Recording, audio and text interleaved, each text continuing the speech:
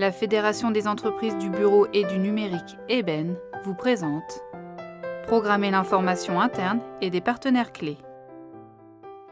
La communication interne, la communication externe de votre session. Il faut prendre conscience d'un point extrêmement théorique qui est la courbe de l'acceptation du changement, que l'on soit en interne avec vos collaborateurs ou en externe avec votre banquier comme avec votre client. La forme de cette courbe est ainsi. Et vous vous rendez compte qu'on a un creux, un pic, un creux et une croissance réelle et une adhésion enfin. Alors qu'est-ce qui se passe? Au moment où j'annonce, j'ai forcément une notion de trahison qui se met en place. Si on prend une communication en interne, vous imaginez que le collaborateur qui a démarré avec vous il y a 10 ans, ou 15 ans, ou 20 ans, forcément, il se sent trahi. Donc, il va avoir une démarche d'être contre, son énergie sera contre la démarche. Ensuite, il va rentrer dans cette deuxième phase, et cette deuxième phase, c'est « je contribue intellectuellement pour être en désaccord avec vous ».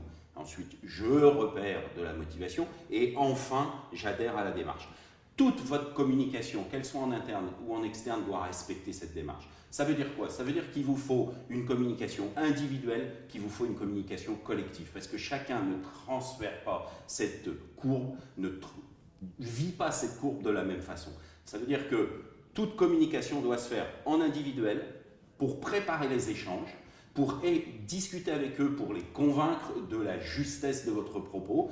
Et puis ensuite, une communication collective qui va éviter, bien évidemment, comme vous avez préparé chacun, on est dans une démarche de « j'annonce quelque chose que tout le monde sait déjà ». Ce qui veut dire qu'on est presque déjà dans le deuxième aspect et les gens commencent à contribuer, commencent à avoir de l'énergie positive vis-à-vis de cette session.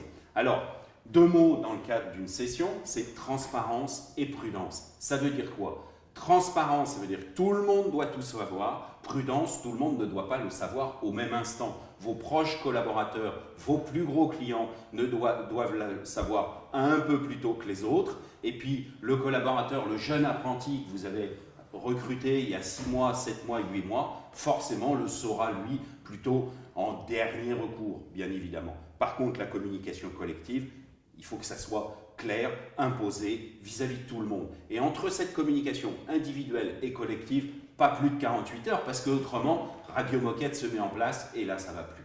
En externe, on est dans la même logique. Ça veut dire qu'il va falloir accompagner vos partenaires, banquiers et ainsi de suite, et clients dans la même démarche. Une communication individuelle, une communication collective, transparence, prudence, en respectant cette courbe. Voilà. Et bien évidemment, si vous voulez d'autres renseignements, prenez contact avec votre syndicat.